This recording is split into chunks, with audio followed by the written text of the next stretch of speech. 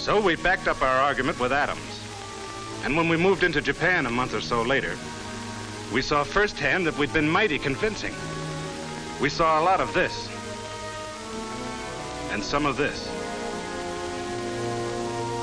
Sort of gave a guy the shakes. That is until he... What happened?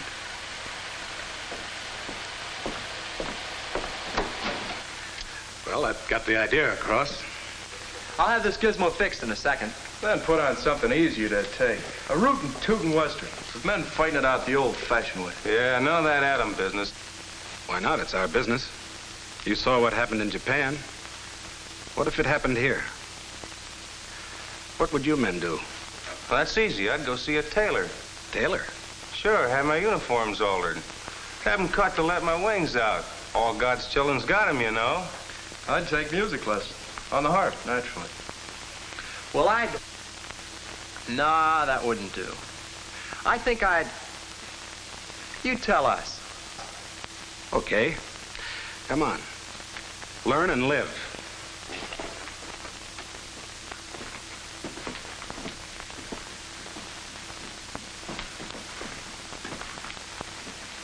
Target for today.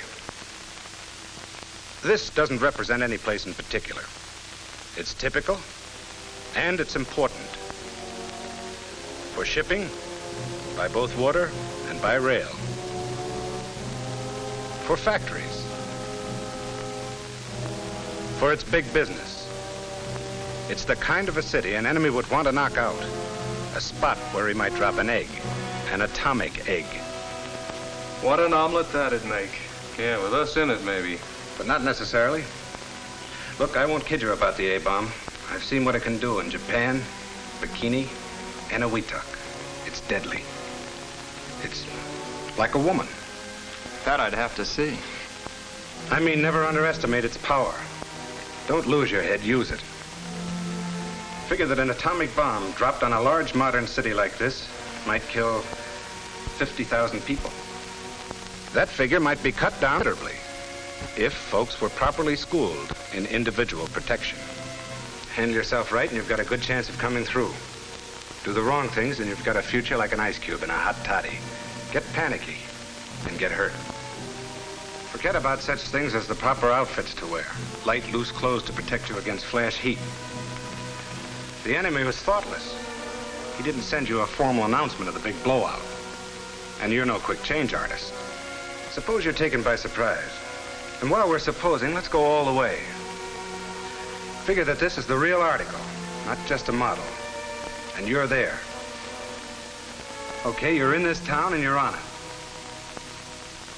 Making the best of those 3 rights they can't take away from you. You're enjoying life.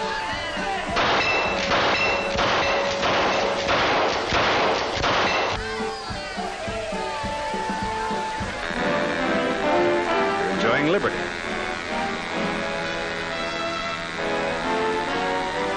You're pursuing happiness. Whatever shape it comes in.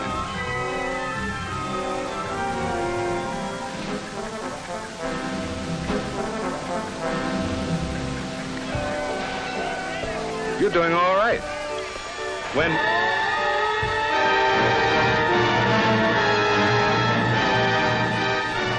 The other guy's around and he means business, so get going. Remember, you're off base. You've just got time to save yourself. Drop whatever you're doing. Find the nearest hole and make like a mole. A subway's okay. Stay out of flimsy buildings. They give bad protection. A basement's fine, preferably under a solid, well-constructed building. And the safest positions are near strong supporting columns or next to the walls, protected from falling bricks and 2x4s. If there's no underground shelter handy, pick a room in a good building close to the ground. It ought to be airtight and light-proof as possible, with the doors shut, windows closed, and blinds drawn.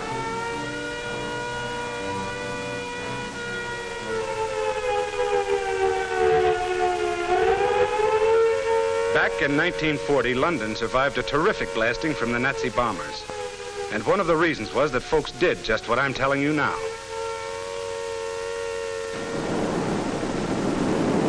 was pretty crowded down in those shelters. There wasn't much fresh air. There was more of it up above. But fresh air isn't important. Not unless you're still breathing.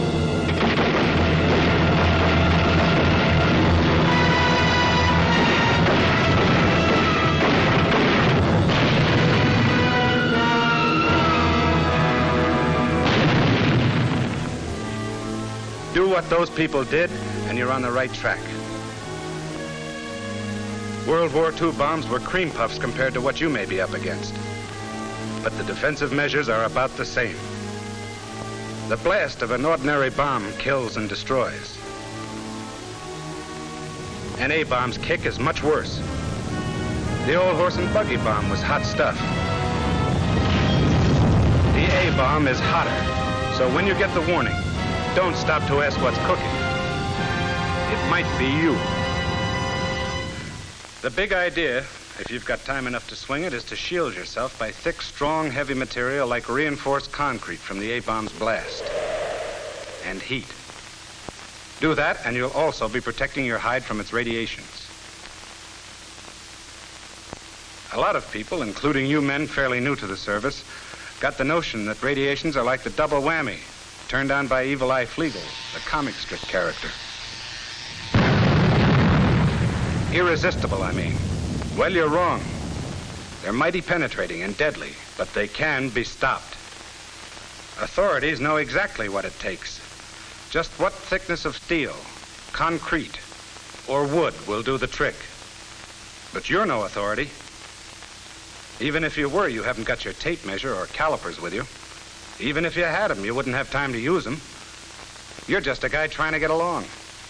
And fast.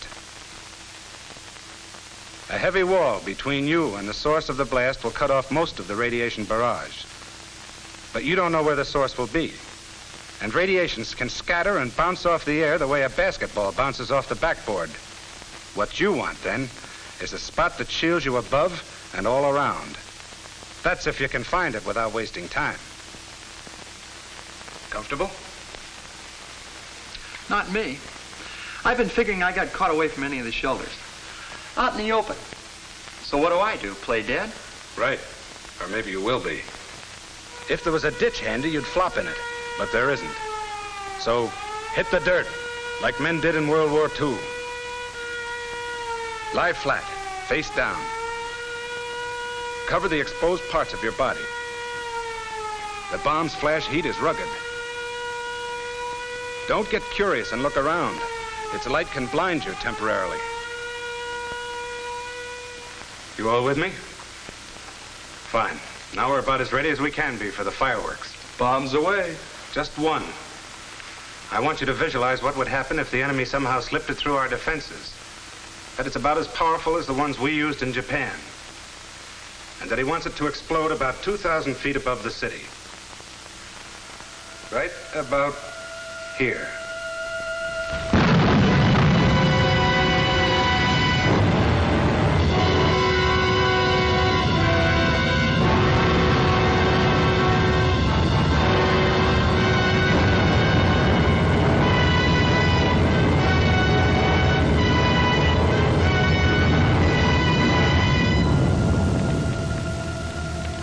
The spot directly below the blast, which we call ground zero, is just that, a goose egg.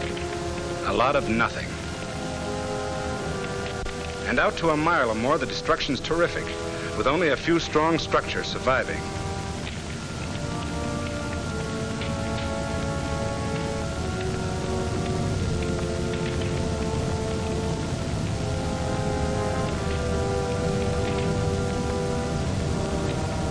Damage naturally peters out from ground zero.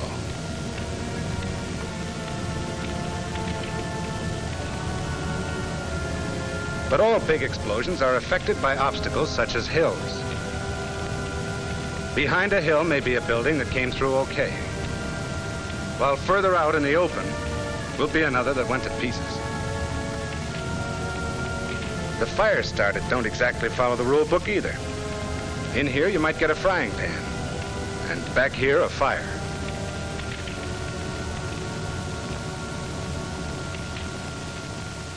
I've got a very messy picture. Me too. And where do we fit into this? You'd be all right if you found a good spot. Underground and reinforced concrete shelters give good protection close to ground zero. Yeah, but what about me? I'm the guy caught out in the open, stretched across Mother Earth's lap. How am I doing? If you were near ground zero, within 3/4 of a mile from it and completely exposed, you'd be a dead duck. A roasted duck. And you'd also get a fatal dose of radiation. So what? Any weapon, even a knotted club, might kill you if you're unlucky enough to be in the wrong place. A safe might fall on your head accidentally. You particular how it happens? But if you were far enough away, you'd come through in good shape. And you'd be over the hump. So far as you're concerned, the bomb shot its big wad of blast, heat, and immediate radiation. It goes on sending out rays and particles, but they're rising harmlessly. In about 2 minutes after the explosion, the area underneath the burst will be free from dangerous radiation. And you can enter it.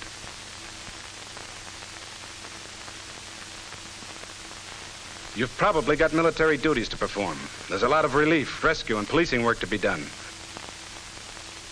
So after waiting a couple of minutes, get moving.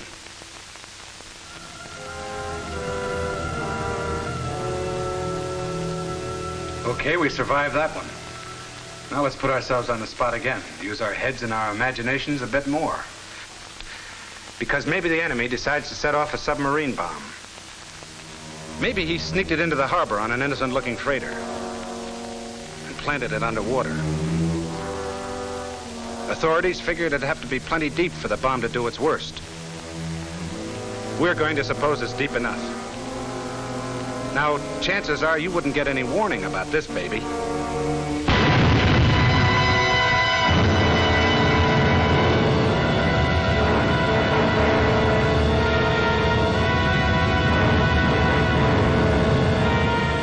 You'd sure see it, though. You wouldn't worry about being blasted or burned by a submarine explosion. But watch out for the fog and mist. It's radioactive, packed with poison, and it moves fast.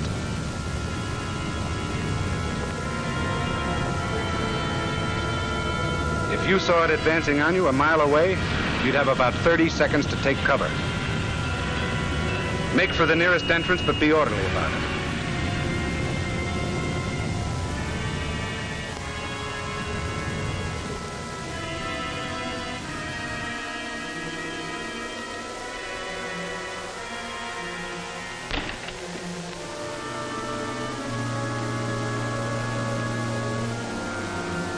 That fog has contaminated everything it touched with radioactive matter, which we'll call hot stuff, although it hasn't anything to do with its temperature.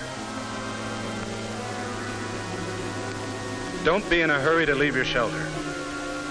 Wait till the fog disappears. Then wait a bit longer if you can. It cools off a lot the first few minutes after the blast. Gets less dangerous.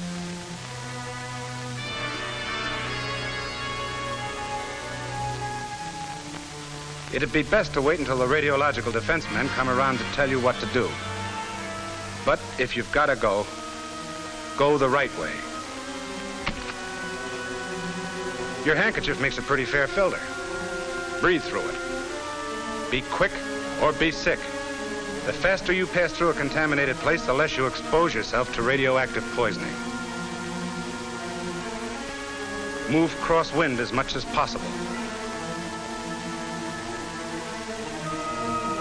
Take advantage of cover, of passageways protected from contamination.